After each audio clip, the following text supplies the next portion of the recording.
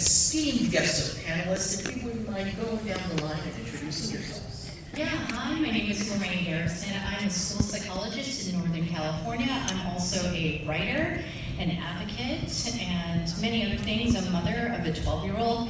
And if you were in the audience and I handed you one of our newest books that will be coming out in the fall for San Diego Comic-Con, I swear my life's an RPG. And my name is Brittani Oliver. I work with transitional age youth, which means I work with 16 to 25-year-olds, and I am officially Dr. Ruby. I thought this was a Predator versus Aliens panel. My name is Henry Herz. I'm a traditionally published picture book author. I also write short stories. And interestingly, because of the topic tonight, I got my start writing. I was an engineer. I had not done creative writing, but when my sons were 6 and 8, I wrote a story to get them interested in fantasy, which is my favorite genre. And that one thing led to another, and several years later, boom, I'm writing for kids. So sometimes parenting can lead you down very interesting paths. And my name is Ariel Landrum. I'm a licensed marriage and family therapist. I'm licensed in 8 states. And I work with children, teens, and adults. And I'm what's called a geek therapist, so that means I use my clients' passions and fandoms in session. Sometimes we play video games, sometimes we read comics, sometimes we watch Bluey clips. So an esteemed panel. Thank you guys for being here. Yes. Of course. So let's start off with kind of an easy question. Why do so many adults connect with Bluey, even adults who don't have children, or adults who struggle with things like loss or infertility? Why'd you have to go deep? Yeah. Okay. Anyway, at least, take me out to a date first. No, okay, I'll be PG. So I think I'm on the panel because I am kind of anti-Bluey, so I will say that up front. Yes. I would be very clear about that. And I think, I had a really good conversation with a friend of mine that really loves Bluey. He is an adult and has no children, he's married. And I think what it is that Bluey really addresses things that I think adults wish someone talked to them. And he had a very traumatized background, and I think that's why it was important to him, and why it was very valuable to him for that addressing the trauma and addressing that care that he never had. So I think that's why people love it. And I was afraid of Bluey. Like, I went in with this idea of I have to push the feelings away. I don't want to get too serious too fast.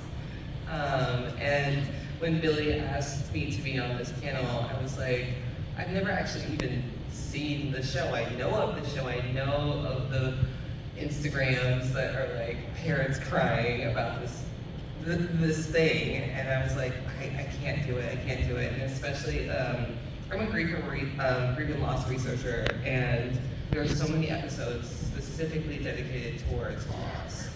And they're like, here's this really hard-hitting one. I was like, I can't do it. I can't go there. And as somebody who knows the language, who knows the experience, and this for me was even really tentative. And so I did a really hard dive into watching it this week and sobbing and just crying about something that is a kid's show, right? Yeah. And so you connect with these very small things of the son being your mom. Mm-hmm. Jesus Christ. So many things, it connects and it resonates in a way that is so silly and so small, and yet is so profound and so big. And I think that adults resonate with it because, not only because of our own trauma, history, values, blah, blah, blah, but it also is, here are the silent things that we can now say out loud. And that's why I really do appreciate this week of binging Bluey. Because it's these little happy dogs saying really big things, and I really do appreciate like being on the panel and having the experience of like forcing myself into watching it because I wasn't ready earlier. I would say Bluey is popular with adults who don't have kids, in the same way that any work of fiction is, in the sense that it has universal themes, it speaks to the human condition. Anybody see it was a film. It was a little shell. It was like a claymation shell. Shell with shoes on. You get these sometimes profound comments from a childlike character. So you don't have to have kids to have been a kid or to be exposed to children. And so this is working on two levels, and it does so in the same way that a comic book or a novel does, and that it speaks to what it's all about being human.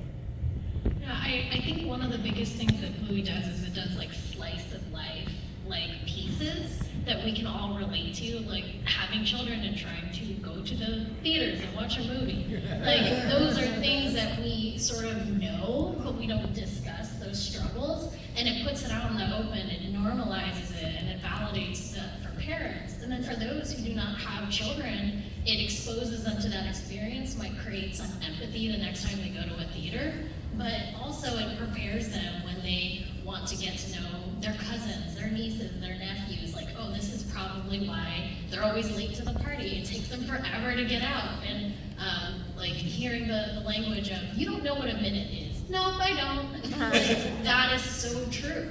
The other thing that I think it does is the show shows children's like wonder and curiosity in such a profound way, and I think we've forgotten what that wonder is as an adult. So being able to witness it through, anthropomorphic animals, so there's this separation there, and that separation makes it easier for us to have that connection. We're being invited in. We're not being forced, with the exception of maybe you, Britt. I think that's absolutely true. And I want to touch on something that Henry and Ariel also mentioned. Even though many of us may not have kids, we struggle with having kids. We were all once kids. Yeah. Yeah. Now, in my personal opinion, and I think a lot of people here would agree, there's a lot of Bluey that are just masterpieces of art. Cinematography, the music.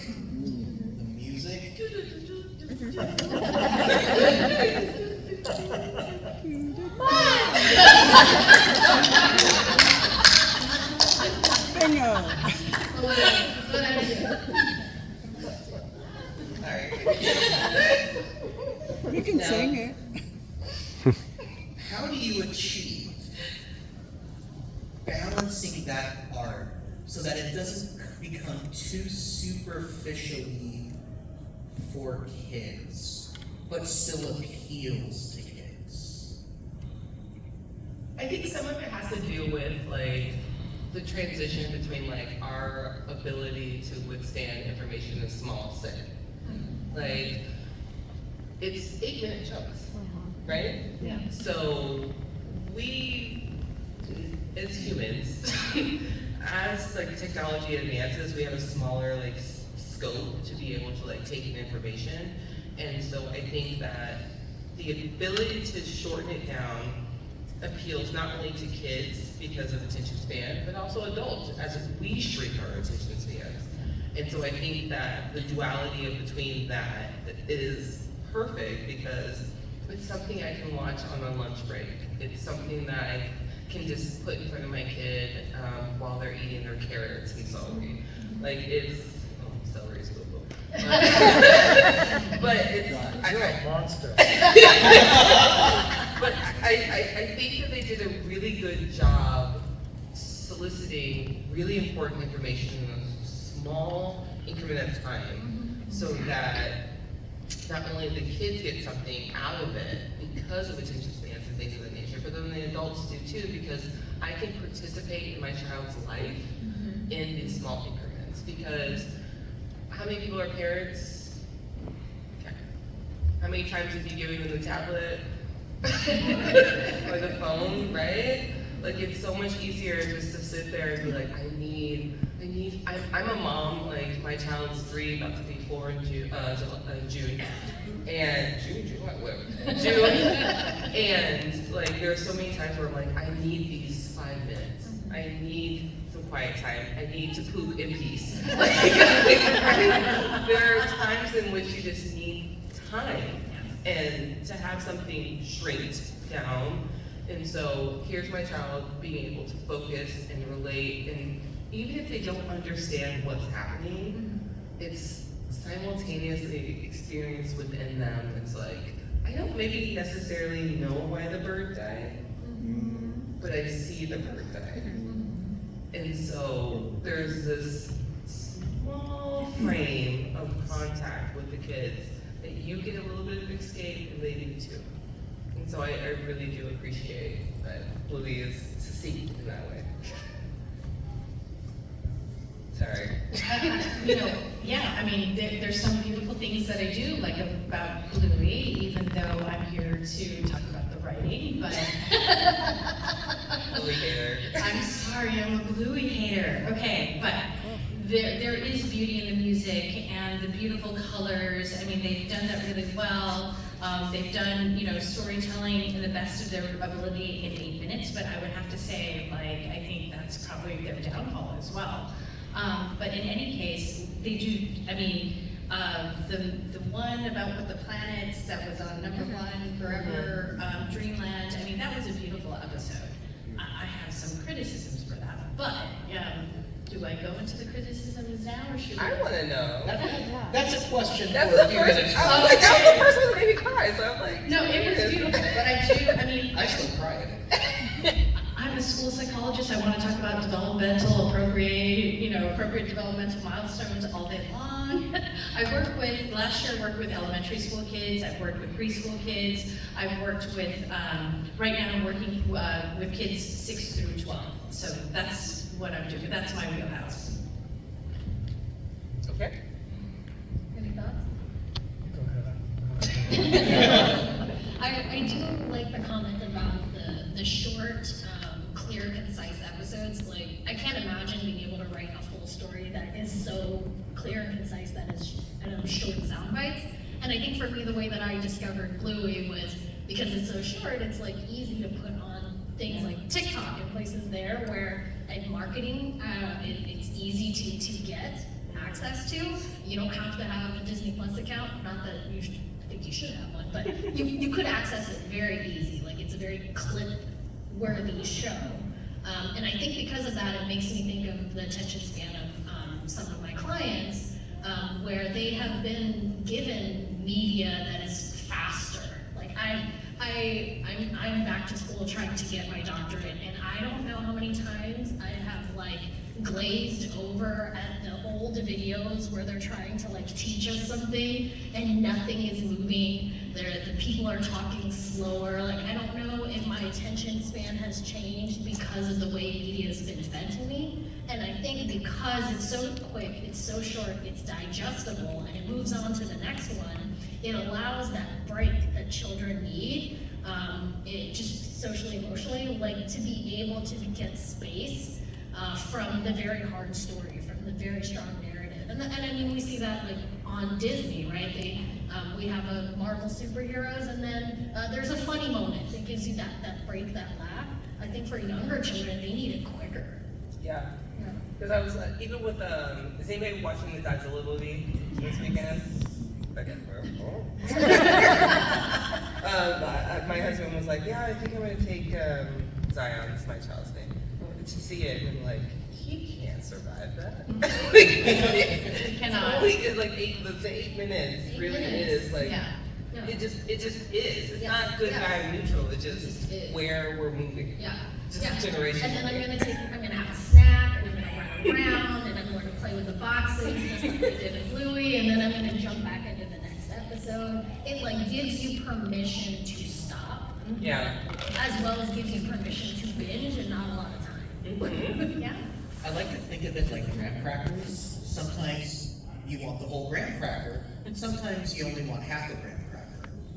And we've started actually measuring units of time in Bluey episodes. Yeah, I saw a lot of nods. Yeah.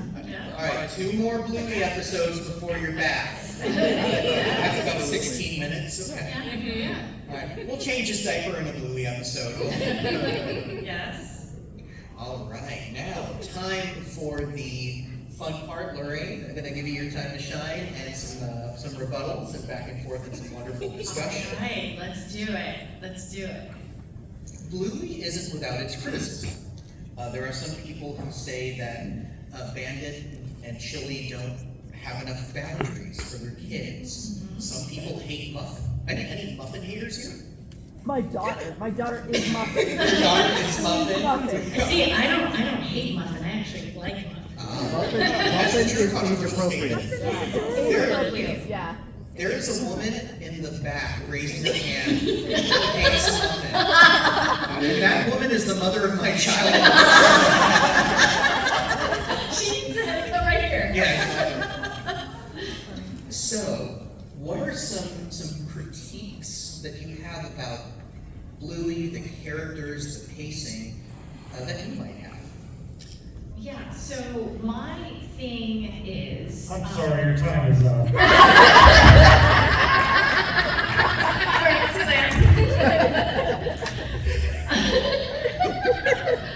Yep, seems we've run out of time. Giving us the call in the front. And so in a true Bluey moment, we don't have to like other people's opinion, but we have to respect that they have it. Acknowledge. Acknowledge. We have to acknowledge we can all have our own opinions. Yes, yes, yes, yes.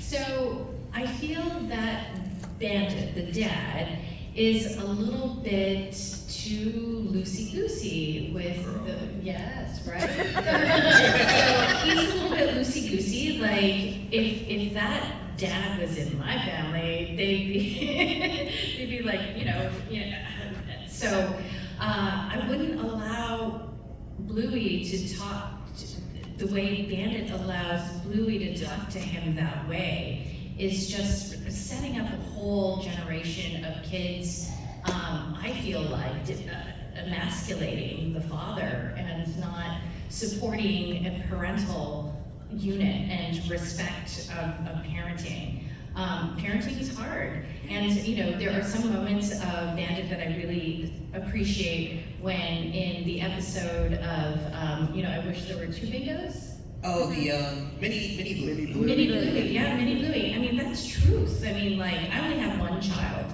He's not here tonight, bye. I only have one child. I just can't imagine what it'd be like to have a child like Bluey and supporting a lot of Bluey's negative behaviors that I find. And I see that as kids grow older, with parents like Bandit as they become older in middle school and high school, and it's just more difficult to try and teach a child older why is it important to have friends and make friends and have conflict resolution. And although Bandit tries to do that with Bluey, Bluey doesn't always get it. Bluey doesn't share toys, Bluey always has to get her way, I mean, like all of these things. And I'm not okay with that, and I feel bad for Bandit, to be honest. Yeah, I was gonna. No, go with ladies first, I'll go next. With Bandit's character specifically, like I was watching and I was thinking, which parent am I? Who am I? And like I would love to be this warm mom, but I know from my background and my history and all of the other things, I'm Bandit in a way, and I'm like, Mom, in a way, and it's really, the differentiation between the two of them is so hard because here's this loving, warm person, safe person, versus here's someone who's aloof and is there, but not there in some ways. And so it's really complicated to watch the show in some ways when we think about like parent dynamics, because you want to have him be the hero, especially like with a lot of like Me Too and like a lot of like hashtag girl dad like things going on. Like we want him to be the hero, but yet he doesn't necessarily show up all the time. And I think that we allow these shows, a lot of these shows, to have a dad that's just insistent. We allow Homer to be aloof. We allow Family Guy to be aloof. We allow all of these men to just be a participant in our life and not actually a full active partner. Right. And it's not just like with their partners, but with their families.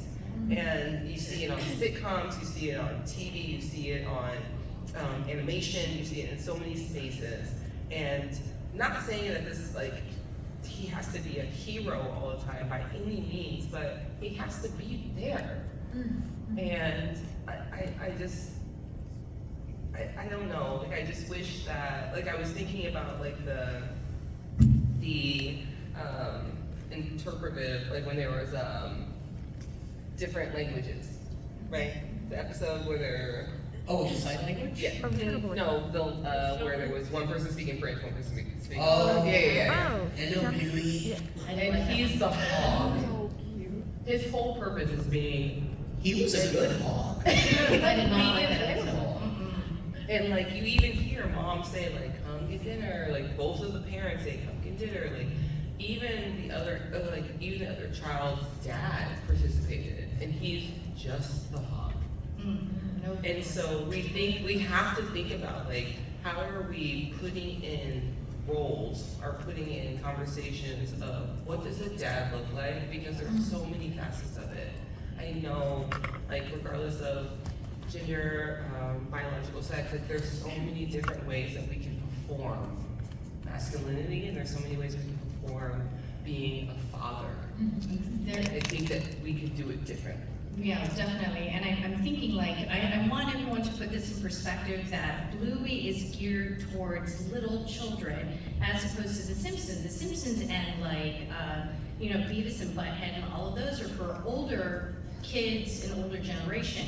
So I want to put perspective in that Bluey is geared towards little children, and little children will emulate, based on developmental age and everything like that, of what they see. So that is why I'm not okay with, dad being the hog and like not being seen as, even though they're what's the word? Anthropomorphic.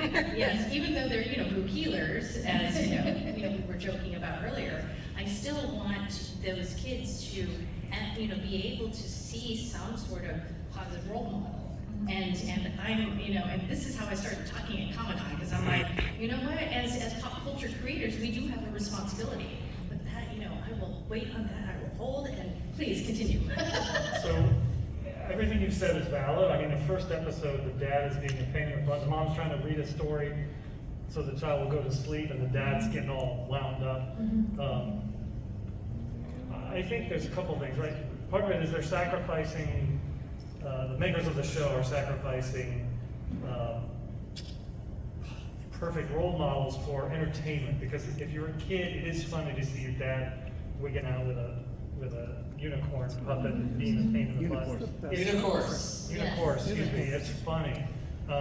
So I think they're choosing to make that trade-off. But the other is, I mean, if you think about classic children's books, Cat in the Hat, not every character is a positive role model, and those picture books are for young kids. So I think it's fine if the parents of the young viewers engage with their kids and maybe try to discuss, was that good, was that not good, Yes, very important. So it can be a teaching moment, even, teaching by counterexample is a perfectly valid way of teaching. So I think it just puts a little bit more burden on the parents, but it doesn't make me dislike the show. The reality is all families are flawed in some ways and to some extent or another. So in a sense, I think it's better that it's more realistic in the behaviors as long as the parents are engaging with the kids, helping them learn the lesson that is there to learn. And a counter, I'm so sorry, but we just talked about how there are 8 minutes and we put our kids in front of them sometimes, and sometimes we don't have time to discuss. Yeah. So, if we don't have time to discuss because there are 8 minutes, then what do you have? You have an irresponsible parent. Well, I was gonna say, like, not necessarily the burden of a parent, it's the opportunity. Sure. Because I was thinking about, like, the experience of this bird we took to the vet and didn't make it, right? And so we see them play it, like we see Bluey play it back, and it's like the copycat episode, and wanting it to like exist in the same way. And life and death doesn't work that way, right? Yeah. And so that's an opportunity to have a conversation about life and death. And especially with individuals, like I'm a Greek researcher, that's something I'm passionate about, and at the age of 5, like they have object permanence, and they should be understanding the word of mommy died, grandpa died, like not grandpa is in another place, because they won't understand like what another place is because they want to go to another place. So like it's an opportunity to have a true conversation with the child. I saw this thing and I didn't really understand, so what does that mean? So I think it's a really true opportunity versus, like, and I don't think you meant burden by any means, but like the experience of having a conversation with a child who might not know the words or the language of what they're seeing and what they're experiencing. And in some cases, the child may have questions and ask them, but I'm saying even there may be situations where, like the episode I was talking about where the father is so annoying with the unicorns, the child may just think it's hilarious, and it would fall to the parent to say, I just, have the conversation with the child. The child's not going to initiate that conversation, but to say, what Daddy did is funny, but what, have the conversation about how that's not really helping the child go to sleep. Well, you're talking about the narrative therapy, perspective taking. How do you think mom feels right now? How do you think mom's experiencing the fact that she can't just finish her story? Something that she promised that she was going to do, right? So that's an opportunity for parents. I think for me, I have a bandit in my life who I truly love, genuinely and truly. I think the difficulty for me is it's hard for me to find play in every moment. I very much like have my I'm serious hat, and then I have my play hat. And I think what I learned from the father in this story is that you can find more opportunities to be silly, and that tends to match for younger audiences. And I can see myself doing that in session because I'm with a younger client, and then walking out and doing my notes. Like I'm that compartmentalized, and it will take my partner to come in and be like, "Have you taken a break? Have you laughed? Have you listened to music?" He will come in and like light a candle so that it'll remind me to be cozy and comforting. And I just don't have that perspective. So watching it happen on the screen, I can like maybe learn and pull from that. And I think with younger audiences, like my clients, they aren't looking at Bluey's parents. They're looking at Bluey, right? Yeah. And so you were talking about how maybe they're learning to talk to parents in a way that might not be respectful. I think there's also a cultural component. Because the show is Australian, I don't know what parenting looks like in Australia. I don't have cultural competency there, but maybe this is so normal that it's not questioned. And so now, me questioning it is that because I'm inserting my culture, assuming that it's correct. Because yes, in my culture as a Filipina, you don't talk back to a parent, you don't talk back to an elder. How dare you even think you could talk back? And so there's a part of me that is also healed from seeing that nothing bad happened to this child. Nothing bad happened to them by talking back, and that dad was able to sort of laugh it off. So I think my critique is more of how you are consuming the media and which character you're sort of like laughing onto and what you're walking away with. I tend to find that I'm trying to walk away with the constant playful parenting. As someone who isn't a parent but works with children and has to be reminded what play looks like, because that is our first language. That is is exactly how we learn to engage in the world. We see animals play, like, so these are animals actually playing. Sometimes I have to be reminded of that. The world can get like so serious, and I'm like so in it, like hello darkness, my old friend, and I'm like, no, I don't have to stare into the void today. Today I can stare at a rainbow. You know, I think I dove into my interpretation because I write picture books, and picture books are experienced typically by the parent or the adult reading to the child. So there's a natural interactivity that the child will stop you at, whenever they feel like it with questions. And so it's, even though it's reading, it's really intended to be a two-part play, interactive, and so that's where my brain went with answering this question about Bluey. It's the same thing. And then as soon as you start talking, I was thinking about like sibling order. Yes, yes. And who gets away with what? Yes, exactly. And there's so much play with Bluey's sibling, Yeah. and Bluey has to take on so much. And is that cultural? Is that order? I mean, hear me out. I mean, I love play, and I think play is extremely important. This is how I know all of my beautiful, panelists here, is because that's what I do. I go into my sessions with my kids, and I'm like, what's your favorite fandom, and things like that.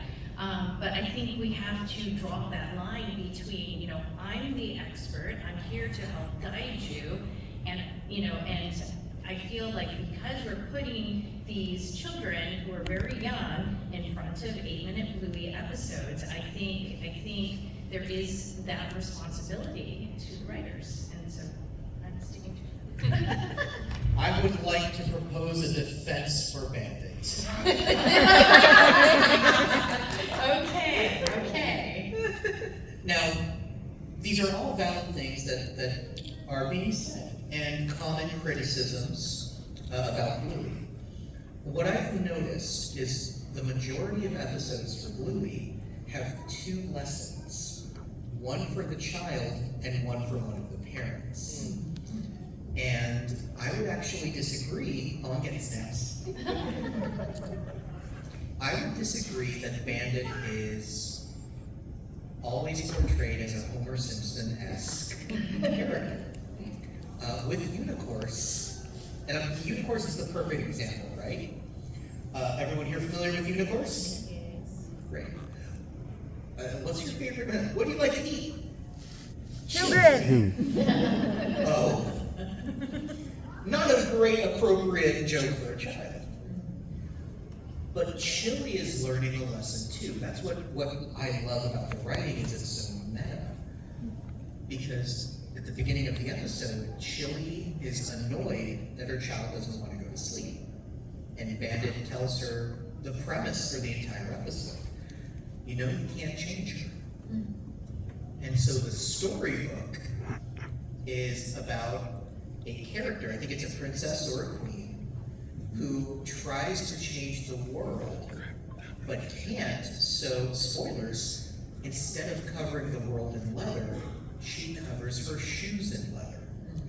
She learns to protect herself from the world and try to make the world a safe place. And Unicourse is a great metaphor for the world. No matter what she tries to do, Unicourse keeps annoying them. And so how does she propose to Bluey to get through the story and deal with Unicourse? Ignore him. Don't give him the attention. And by teaching Bluey that lesson, Chili also learns that lesson. And so that would be my defense of Bandit, is oftentimes he does come off as aloof, but he's kind of like that mad genius who you think he's playing dumb, but he's got, not always, but he's got a plan. And sometimes it's opposite. Sometimes it's Bandit who is being completely unreasonable, and Chili teaching him a lesson. Like in Chess, for example. I love when a show is only three seasons, because I can just refer to an episode. Oh, there comes my son to meet me. Hi, baby. He broke away from Mama. Here, Luca. You have a question? Hello. Hi, bud. Love it. Perfect timing. This is perfect timing. Hi. Okay. You're here. He's he's wearing his Bluey pants.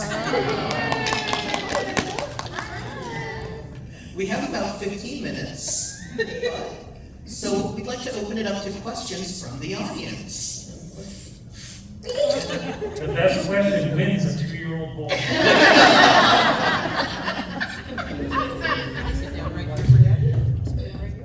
Any questions from the audience? Oh, we've got a question up here. And then we've got a remote.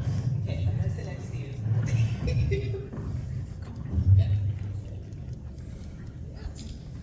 Hello. Hello. So, question for the anti-Bluey Yes, panel member. Here, give that to me. If you don't like Bluey, what is a good kid show that you do like? Yeah, Tumbleleaf. The whole crowd Okay, Tumbleleaf on Amazon. I love Tumbleleaf. And people have asked me this question all the time. Sesame Street, I'm kind of old school that way. All the X-Men, depending on the age. I mean, even with the X-Men writing back in the day, in the 90s and things like that. Who? What? Green Eggs and Ham is a great show. Green Eggs and Ham? Yeah. Yeah. I don't know that one, Green Egg. I mean, even the old, God, what was that Nickelodeon with the chair and... Pee-wee's. No, not Pee-wee's. Blue's Clues. Blue's Clues. Oh, Blue's Clues is great. Blue's Clues. Another dog. Well, the blue dog. You wanna have a hit series, make a blue dog. Yeah, I had Steve. Yeah, have Steve. Oh my God. When Steve said that in retirement and I wanted to know how you're doing, I bawled. I cried. On my TikTok. Yeah, he did. I was a little too old for what was it called again? Blue's Clues, thank you. I'm tired. I have a booth downstairs and this is my 4th panel today. But so some of those, yeah. I mean, even, what's the one with Lance, the DJ? Yo, Oh my God, I love Yo Gavin. Yeah. Don't fight your friends. There you go. So yummy, so yummy. So here's a follow-up question. That's an excellent question, sir. Thank you. Yeah, you're welcome. Sorry, I had to retrieve the bracelet for the child. Yeah. Oh, this bracelet doesn't want to stay up. I've got- This panel is going great, ladies and gentlemen. It's like a Bluey episode. An episode of Bluey right now. This is age appropriate. This is totally age appropriate. He's dropping. Not for his father. This is totally. But that does beg the question. Is there a difference in the appeal to adults Yes. between Bluey and Blue's Clues? Oh, yeah, that's a good question. Yes. I totally agree. One of the reasons we love Bluey so much is because we can watch it all together and enjoy it all together the same. But we could not do that with Blue's Clues. Oh, interesting. I could not stand Blue's Clues as a person. I get so bored so fast. But Blue's easy. The episode where they pretend to have the mind control, they get the telekinesis. That is genius to me because you can imagine as a kid, what a fun power to be able to move things.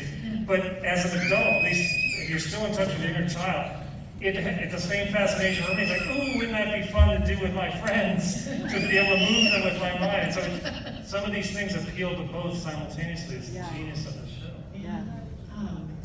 God. Teen Titans I even liked. Like Lippy. No. I don't remember which one. No. Oh, we are not Lippy fans. I don't know Lippy. I'm too old for Lippy. Well, do any of you watch My Little Pony? Yeah. Oh, My Little Pony. That's Okay, fine. I've seen My Little Pony. Okay, question, I'm sorry, I'm the moderator. Oh yeah, there's another question. I was a little distracted. My apologies. Well, we've got questions. Not really a question, just adding on to the why do adults like Bluey? So I'm a therapist as well. Yay! Round of applause. No, please. The world is dark and scary, and Bluey has become my emotional regulation show after a hard day. But it's also that it's so joyful in a way that shows do not offer anyone of any age anymore. And for those of us, we enter the profession generally because we have our own trauma and traumatic childhood.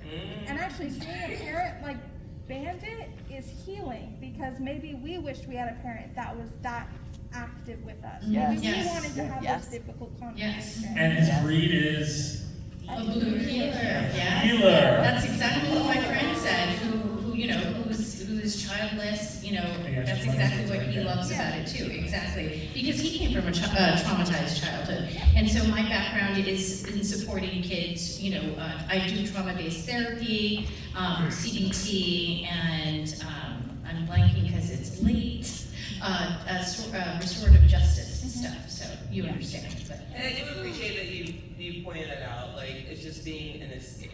Yeah. Like, at the end of the day, most of the times that we're watching, regardless if it's Bluey or if it's, like, in-game, like, whatever it is, like, we find comfort in things that not only necessarily, like, we look like something, we see something, we feel something, we emulate, like, in these things that we watch, but just finding some comfort in something. And I think that's a really, really excellent point, just saying, especially when you're working with clients, like those who are working with little people, those who are engaged with little people, and I say little because they're smaller than me,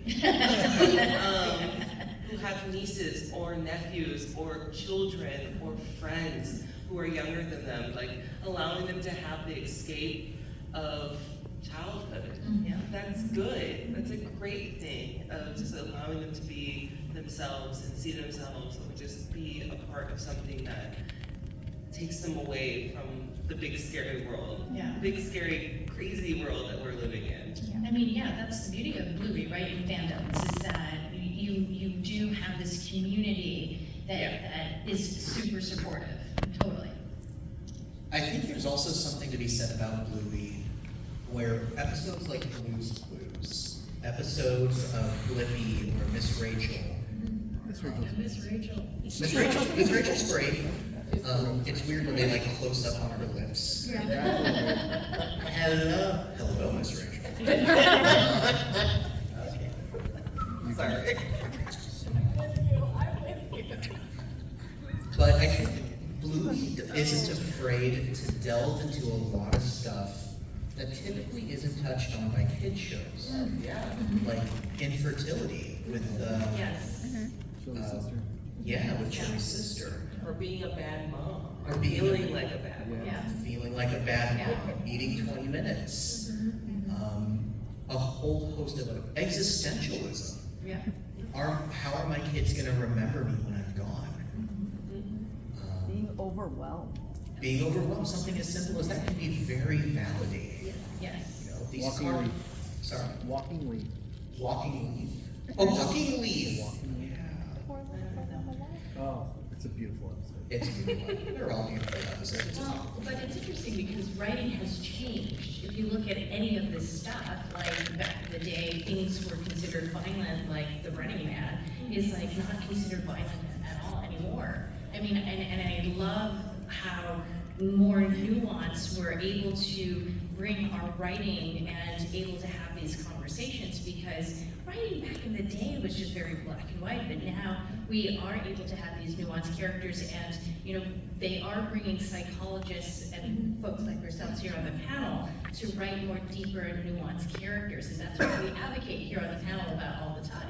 I see Ariel and Henry nodding their heads. I think they have something to add as well. Well, I was gonna say, like, even writing's changed in who we consider as a bad guy. Usually, like, the evil villain is so identifiable in stories, and now we're seeing more of an antagonist, somebody that's just sort of interfering or causing trouble.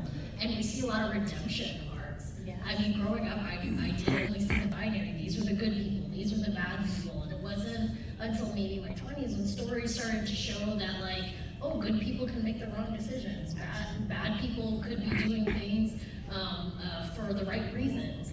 And I think now, because of that diversity in storytelling and that depth of character building, we're seeing it in all levels of writing and storytelling. So it makes sense it's entering in children's worlds. Yeah, I think they could do better. That's my 2 cents. Henry? I just want to say that I was rooting for Coyote, not Roadrunner, so I'm a deeply disturbed. You're a psychologist right here. Henry's our local psychopath. Like the point that I wanted to make is, like, so crucial for, and even if a child doesn't grasp what's happening in the show, like to its full capacity, right? Like there is a conversation, as we talked about before, or a conversation that's an opportunity to have about what's going on. Maybe they don't walk away saying, hey, I have a new perspective about grief and loss. I have a new perspective about like what it's like to talk to somebody who doesn't speak my same language. There's not necessarily something that's going to be so concrete, but it's going to be unconscious. And I think that that's going to build how we have conversations like in the future. And I think we are so privileged to be in San Diego where I can walk down the street and I can hear 3 different languages.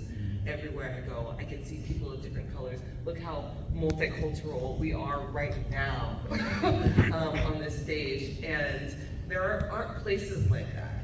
So I'm Brittani from the Midwest. I'm from Indiana, a small town, essentially. And a show like this gives the opportunity for a kid who doesn't know somebody else, who doesn't know the same experience or know the same struggles, to have a conversation because they don't know. And parents who don't know too. And they get the opportunity to say something that they have never had to talk about with a kid. Like when we have like, when I think about like conversations with young people, I think about the sex conversation, and as a Black woman, I think about the police conversation with my child.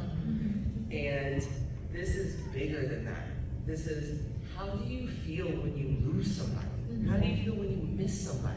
How do you feel when someone's hurt? How do you feel when you're mad at your sibling? How do you feel when you're mad at mommy or daddy, like, or anybody else? Like, this is a bigger conversation to have in the pockets of the Midwest, the pockets of the South, the pockets of both the borderlands of anything else. So it transcends a lot of the conversations that we're having that just is polarized, so it just is a conversation. So I think that that's why it's important. I think the fact that it does attract adults, I don't know how many times I've had a client in my office where their parent can't tell me what their kid's doing, watching or playing. They don't know the narratives, they don't know the characters, but with Bluey, they know the same story their child knows. They can repeat it back to me, and it really breaks my heart when I have parents who can't tell me what their children love to watch or read or play or engage in, or that they only have like this sort of surface level understanding of it. It's like, it's a Roblox game of some kind, they run around. It's like, well, Adopt Me is very different than a survival game, like Jailbreak. Listen, I was a good parent and I loved my kids, but I didn't love them enough to watch SpongeBob. Well, I know lots of parents who don't want to watch Caillou and Peppa Pig either, so I can't blame them. I think we have time for one more question. Over here in the middle. A lot of this goes back to some of the idea of both the parent and the child watching. But what is the child thinking, laughing at a show and turning around and seeing mom and dad crying? Ooh. That's right. That's a very good question. And then it's not addressed because it's only 8 minutes. That is one of my criticisms, absolutely. There are a lot of short shows. That's neither here nor there. But the idea of the show's over with. Yeah. Yes. But now the child's going, what did I not see? And there's the opportunity for conversation right there. But no, I agree with him. It's like, but like, do you have time to always have that conversation with every single episode? No, you don't. 8 minutes long. We don't expect you to be a perfect parent. Good enough parenting. And I think like that does create the opportunity to have that conversation about why we have different feelings for the same subject or same experience. It also, I think, pushes parents to try to have that conversation. Again, I work with a lot of families where the only feeling you can have is happy or neutral. You could be bored and only one parent gets to be angry, and that's it.